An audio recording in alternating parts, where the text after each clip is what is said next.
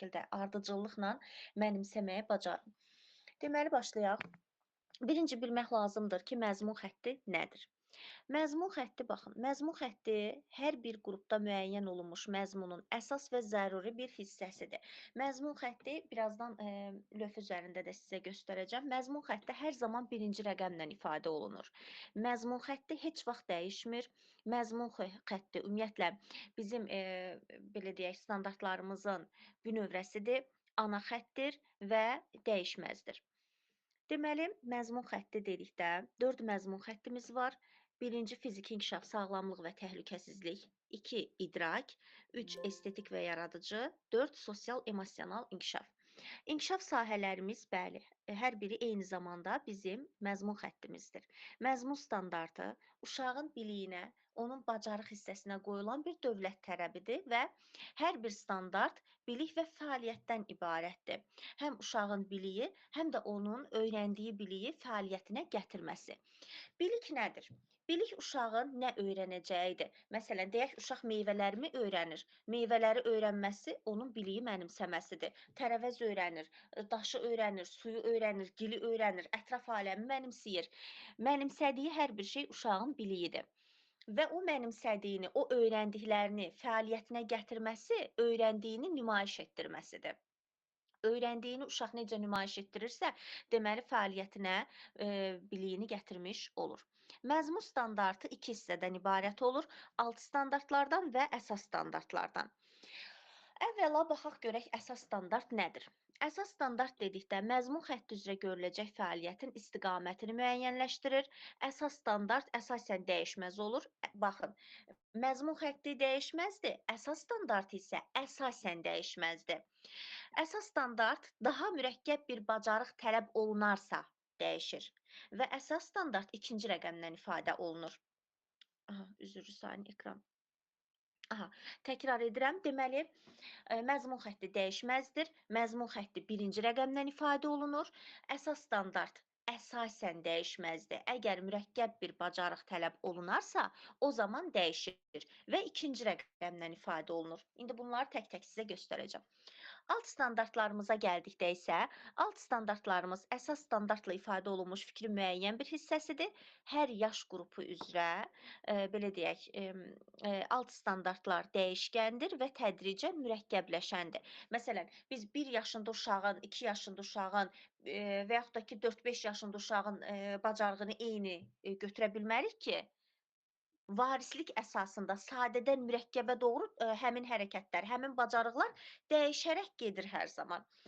İndi baxaq, alt standartların funksiyaları hansılardır? Baxın, yadda saxlayın. Alt standartın bir neçə funksiyası var. Birinci, təlimin məqsədinin dəqiq müəyyən olunması. Baxın, biz plan yazırıq, planlaşdırma həftəlik. Məqsədimizi hardan əldə edirik? Məqsədimizi hardan çıxardırıq? Alt standartlardan. Bunu yadda saxlayın. Təlim strategiyalarının düzgün seçilməsi. Bizim təlim strategiyalarımız məhz alt standartlar sayəsində düzgün seçilir. Təlimdə interaktivliyi təmin edir. İnteqrasiya edirik, interaktivlik təmin olunur. Təlimdə məzmunun davamlı inkişafını təmin edir. Davamlı inkişaf əgər testlərdə görürsünüzsə, deməli biz alt standartı seçməliyik. Deməli, gəlin, baxaq, fiziki inkişaf, sağlamlıq və təhlükəsizlik üzrə standartlarımıza. 1.1 fiziki hərəkətləri yerinə yetirir. 1.2 masa arxasında davranışını ümumi qaydalara əsasən tənzimləyir, gigiyena qaydalarına əməl edir. 1.3 təhlükəsizlik qaydalara əməl edir. Burada baxın, deməli, var 1.1, 1.2, 1.3. Bunlar nədir? Birinci rəqəm hər zaman məzmun xəttidir. İkinci rəqəmimiz isə olur əsas standart. Az əvvəl mən nə dedim? Əsas standartlarımız adətən dəyişir. Adətən hər zaman dəyişmir. Baxın, burada artıq mürəkkəb bir bacarıq tələb olunub deyə, artıq bizim əsas standartımız dəyişib.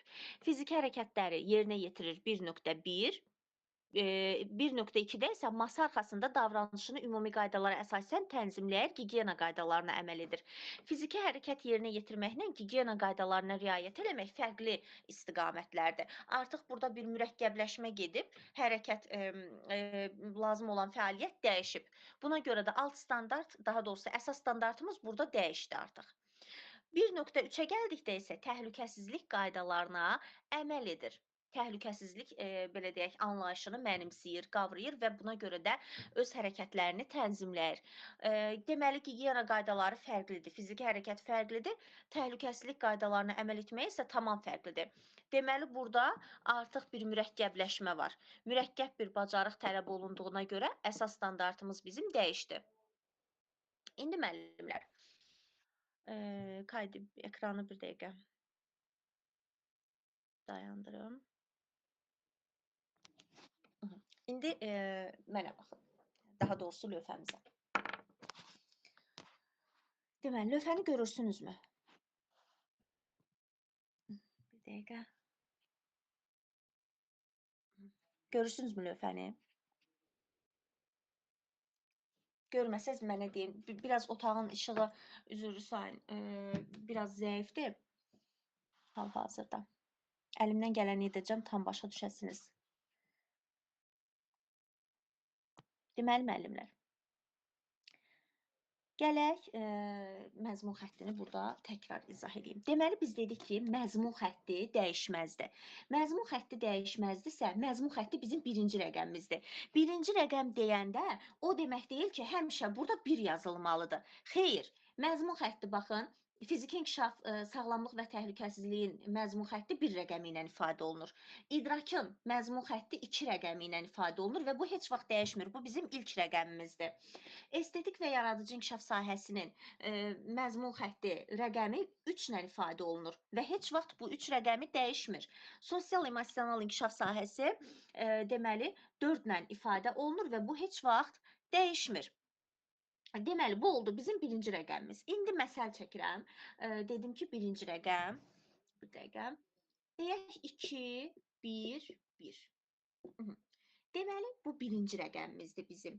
Birinci rəqəmimiz deyəndə şərt deyil ki, burada 1 yazılsın. Burada 3 də yazılar, 4 də yazılar.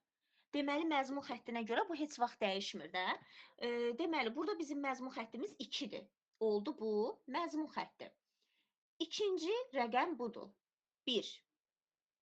Bu 1 olur bizim əsas standartımız. İkinci rəqəmdir çünki. Birinci rəqəm bu, ikinci rəqəm bu. Üçüncü rəqəm də alt standartdır. Deməli, birinci rəqəmimiz 2 məzmun xəttidir. Bu heç vaxt dəyişmir. Heç vaxt dəyişmir. Deməli, burada biz 2-ni görəndə anında biz bilirik ki, söhbət gedir idrakin inkişafından. İkinci bizim deməli, rəqəmimiz 1-dir. Burada artıq 2 olduğuna görə biz bilirik ki, bizim istiqamətimiz ancaq idraka aid gedəcək. Burada 1 olsa da biz burada fizikini götürmürük heç vaxt. Çünki ikinci rəqəmimizdən əvvəl 2 gəlir. Məzmun xəttinə görə istiqamətimiz müəyyən olunub artıq bizim. Deməli, 2.1 oldusa, burada söhbət gedəcək əşya, hadisələr haqqında ilkin təsəvvürə malik olduğunu nümayiş etdirir. Oldu, əşya, hadisələr haqqında ilkin təsəvvürə malik olduğunu nümayiş etdirir standartımız. Daha sonra, deməli, keçid edək, bunu daha da dəqiqləşdirək. İndi burada testlərdə düşəndə bunu dəqiq bilməkdən ötürü nə etmək lazımdır? Standartları, alt standartları əzbər bilmək lazımdır. Əzbər bilən müəllim alt standartları bilirsə, düzgün yazmağı da bacaracaq testi. Deməli, biz artıq bildik ki, söhbət gedir idrakdan, söhbət gedir, deməli, əşya və hadisələr haqqında ilkin bilik və bacarıq, belə deyək, ilkin təsəvvürə malik olduğunu nümayiş etdirir. Üçüncü rəqəm görək bizə nə deyir alt standart. Əgər söhbət gedirsə 1-2 yaşdan, özü, deməli, öz adını deyir və yaxınlarını sadalayır olacaq. Özünü deyir, məsələn, Aytacan, ana, ata, bacı və s. sadalayacaq. Burada artıq olacaq söhbət sadalama. Və yaxud da ki, deyək, daha qəlizləşir hərəkət, 2-3 yaşdan söhbət gedir. Olacaq burada özünü, ailə üzvlərini və vətənini adlandırır. Azərbaycan, mənim adım Aytac, tutaq ki, Aytacam, bu kimi adlandırmadan gedəcək. Atam tutaq ki, mübariz, bu kimi adlandırma. Varsa 2-3 yaşdan söhbət gedir. Gəlirik orta qrupa. 3-4 yaşa. 3-4 yaşda nə olur? Uşaq özü, ailəsi, vətəni haqqında sadə suallara cavab verir. Baxın, rəqəm dəyişmir ha. 2.1.1-dən söhbət gedir. Yaşlara görə bir dənə bu dəyişir. Bunun tələbi dəyişir yaşlara görə. Deməli, böyük qrupa gəldikdə özü, ailəsi və vətəni haqqında məlumat verməyə başlayır. Məsələn, mənim adım Aytacdır, mənim atamın adı Mübarizdir, tutaq ki, mən filan bağçaya gəlirəm, mən Azərbaycanlıyam, mən Şəkidə dünyaya gəlmişəm və s. Özü haqqında belə sadə məlumat verməyi bacarırsa, deməli, uşaq böyük qrupdadır və idrakin məzmun xəttinin tələbləri həyata keçirilir. Daha sonra son olaraq qeyd edeyim. Deməli, əgər uşaq özü, ailəsi və vətəni haqqında sadə təqdimatlar eləyirsə, burada olacaq, deməli, böyük hazırlıq qrupu. Məktəbə hazırlıq qrupu 5-6 yaşlı uşaq. Baxın, rəqəmlər dəyişmədi. Sadəcə olaraq tələblər dəyişdi. Varislik əsasında sadədən mürəkkəbə doğru getdi. Uşaq adlandırmadan başladı ta ki təqdimata kimi. Özü, ailəsi, vətən haqqında məlumat verməkdən tutmuş təqdimata kimi getdi, çıxdı. Deməli, bizim birinci rəqəmimiz dəyişmədi. İkinci rəqəm bəzən lazım olarsa, mürəkkəb bacarıq lazım olarsa onda dəyişər. Alt standartlarımız isə əsasən dəyişkən olur. İndi buna idraka başqa bir misal da göstərək. Müəllimlər, aydın olurmu? Sualı olan varsa izah eləyim təkrardan. Baxın bir dəqiqə. Ortaya doğru çəkim lövhəni. Belə görürsünüzmü? Görürsünüz belə. Problem varsa deyin zəhmət olmasa. Sonra dərsi keçirik, hədər getməsində başa düşün. Problem var? Müəllimlər, görürsünüzmü? Rahatsınızmı? Axşamınız xeyir Aytac müəllimə. Axşamınız xeyir olsun. Necəsiz? Çox sağ olun. Qəşəng başa salırsınız. Lövhəni biraz sağ tərəfə eləyin zəhmət olmuşsun. Belə. Belə. Müəlliməm görmür. Yox, o birisi tərəfə. Belə. Yox, tərsinə, o birisi. Barmağımız hardadır o tərəfə. Ay, sağ biraz da. Yox, bu tərəfi özüm qoymamışam. Bunları onsuz da bilirsiniz də, yəqin ki, fiziki inkişaf, idraki inkişaf, estetik, sosial. Burada bir şey yoxdur. Sırf yazdıqlarımdır. Əsas burada yazdıqlarıma diqqət eləyin. Belə eləyim, yenə də biraz düşsün. Əsas burada yazdıqlarıma diqqət eləyin. İndi təkrar, deməli, diqqətlə, belə deyək, baxın. İndi keçək idrakin inkişafı. Deyək ki, 2.1 var bizim qarşımızda. Deməli, burada nə olacaq? Mütləq, deməli, biz yenə də bilməliyik ki, burada 2 varsa, nəyi götürürük?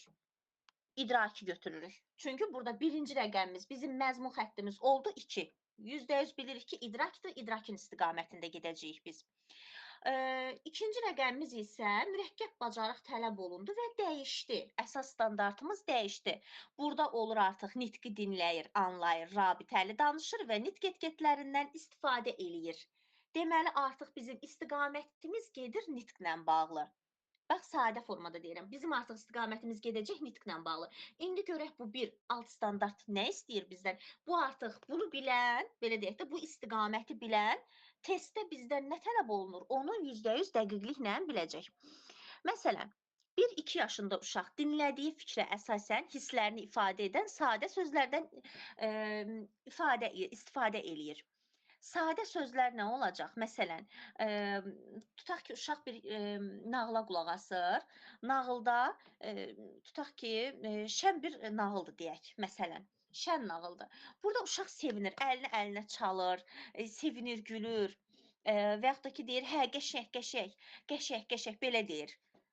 Axı 1-2 yaşlı uşaqdan söhbət gedir. Deməli, nitqi artıq uşağın nitqi inkişaf eləyir. Deməli, burada 1-2 yaşda 2-2-1 bizə bunu ifadə elədi. Keçirik 2-3 yaşa. 2-3 yaşda uşaq dinlədiyi fikrə əsasən hərəkətlərini tənzimləyir və hər bir belə deyək də, bir neçə sözdə ifadə etməyi bacarır. Bu olacaq deməli 2-3 yaş. 2-3 yaşda da uşaq bir fikri dinləyir, bir nağılı dinləyir və hərəkətlərini ona görə tənzimləyir. Məsələn, tutaq ki, davranışla bağlı, oturmaqla, durmaqla bağlı olsun hekayəmiz və yaxud da ki, müəllimin danışdığı fikir. Bu zaman uşaq ona görə özünü tənzimləməyə bacarır. Orta qrupa gələndə isə dinləyib, belə deyək, anladığını, verdiyi sual və cavablarla nümayiş etdirir. Orta qrupda 2.2.1-də uşaq dinlədiyi mətnə əsasən, nağıla əsasən, hekayəyə əsasən sual verməyə bacarır. Və belə deyək, o suallara əsasən də cavab gözləyir və cavablar da özü də cavab verməyə başlayır. Suala əsasən özü də cavab verir, belə deyək. Daha sonra böyük qrupa keçid edirəm. Böyük qrupda isə uşaq dinləyib anladığı fikirlərə artıq öz münasibətini bildirir. Bax, burada yenə də rəqəmlər dəyişmir. Qruplar dəyişir, amma rəqəm dəyişmir heç vaxt. Sadəcə dediyim kimi bacarıqlar dəyişəndə, mürəkkəb bacarıqlar gəldikcə əsas standartımız, bir də alt standartımız dəyişə bilər. Daha sonra hazırlıq qrupunda isə uşaq dinləyib anladığı fikirləri şərh etməyə başlayır. 2-2-1. Söhbət bundan gedir artıq. Deməli, müəllimlər, gəldiyimiz qənaət, gəldiyimiz nəticə nədir? Birinci rəqəm heç vaxt dəyişmir. İkinci rəqəm adətən əgər mürəkkəb bacarıq lazım olarsa o zaman dəyişər. Alt standartlarımız isə əsasən dəyişkəndir.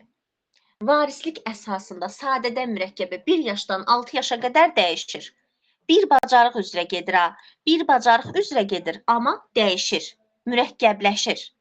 Məsələn, uşaq belə deyək də, birinci 1-2 yaşında uşaq bir mətni dinləyir, o mətnə əsasən belə deyək, sadə sözlər danışır. Qəşəng, pis, məsələn, uşaq sözləri necə olur?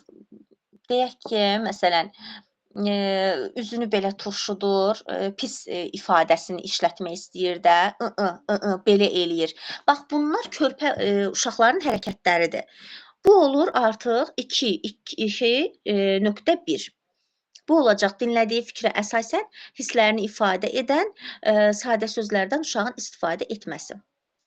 Daha sonra keçid etmək istəyirəm deməli digər standartlarımıza, məzmun xəttimizə. Deməli, müəllimlər, ekranı da bir dəqiqə daxil olun, paylaşım.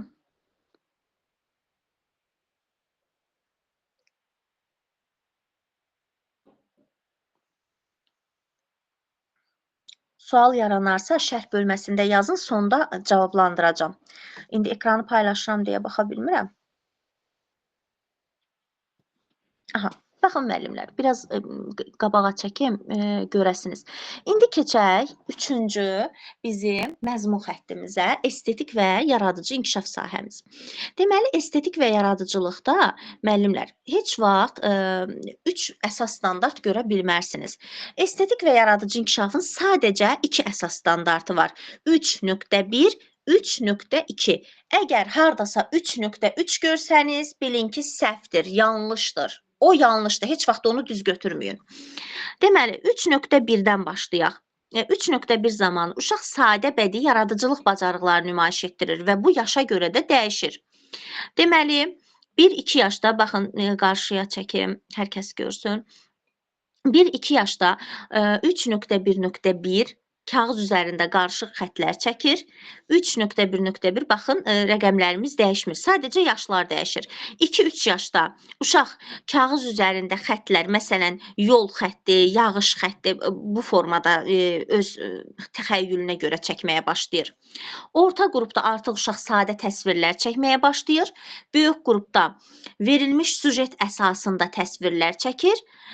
Deməli, hazırlıq qrupunda isə sadə kompozisiyalar qurmağa başlayır. Gördünüzmü, sadədən mürəkkəbə. Birinci uşaq xətt başladı çəkməyə, ən sonda isə kompozisiyalar qurmağa başladı. Deməli, burada bir varislik prinsipi var. Biz nə demişdik? Varislik prinsipi sadədən mürəkkəbə doğru bacarıqların, biliklərin uşaqlarda inkişaf etdirilməsidir. Baxın, alt standartlarımız burada bir qədər çoxdur. Hər biri haqqında danışmıram. Bunlar artıq əzbər biləcəyiniz, belə deyək, xüsusiyyətlərdir. Məsələn, bəzilərini deyim. Deyək ki, testdə görürsünüz 3.1.5. Birinci bilmək lazımdır ki, burada bizdən yaş tələb eləyir testdə ya yox. Yaş tələb eləyirsə, tutaq ki, deyir böyük qrupda. Tez anında yönəlirik böyük qrupun istiqamətinə, bacarığına. Yox, yaş tələb olunmursa, artıq biz variantlara baxacağıq, görək orada nə verilib. Məsələn, 3.1.1 verilibsə, biz bunu götürmürük. Çünki orada sadə bədii yaradıcılıq bacarığı var. Və yaxud da yox, əstəğfurullah.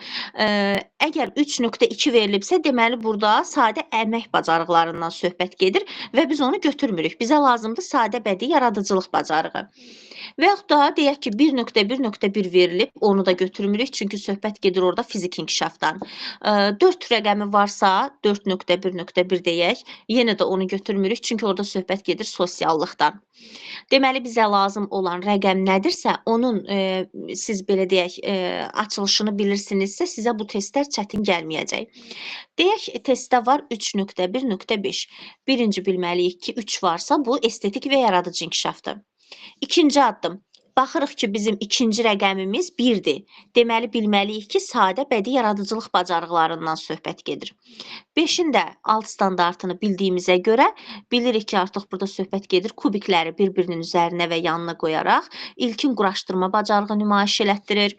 2-3 yaşda tikinti materialından belə deyək, nümunələr quraşdırır. Məsələn, ev quraşdıra bilir, güllə quraşdırır, qaraj quraşdırır və s.